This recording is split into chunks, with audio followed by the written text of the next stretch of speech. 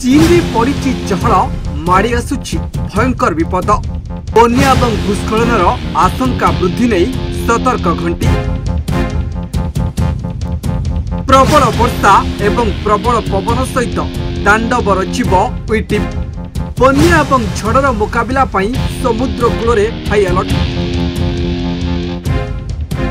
दक्षिण चीन सागर में सृष्टि होइतिबा एक उष्णकटिबंधीय डिप्रेशन बुधवार सकाळ प्रथम बड़ झड़े परिणत होइछि, जार नाम विटिप।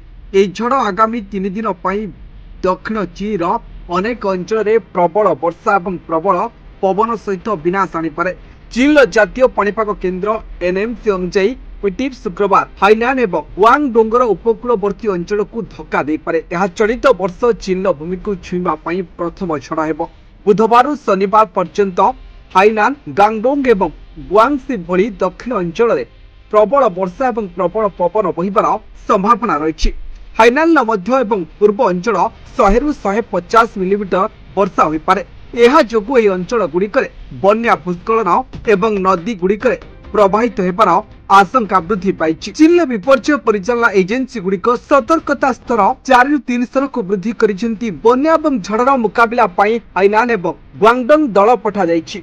अनेक अंचल में फेरी सेवा बंद करा जाइछि। शह शह कर्मचारी को समुद्र प्लाटफर्म सुरक्षित स्थान को स्थानांतर करा जाइछि। तथ्य अनुसार चलित वर्षर प्रथम झड़ हाराहारी अपेक्षा 2 मास विलंब सृष्टि होइछि।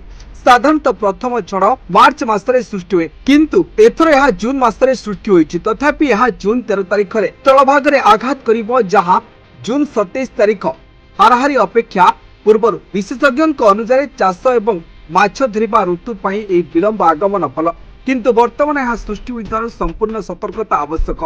बात्या प्रभावित अंचल लोकमाननकु गछ बांधिबा, ढिला गठन को मजबूत करने और स्थानीय कर्तृपक्षों द्वारा जारी कर चेतावनी को ध्यान देवा पाणीपाग विभाग सतर्क करिछि।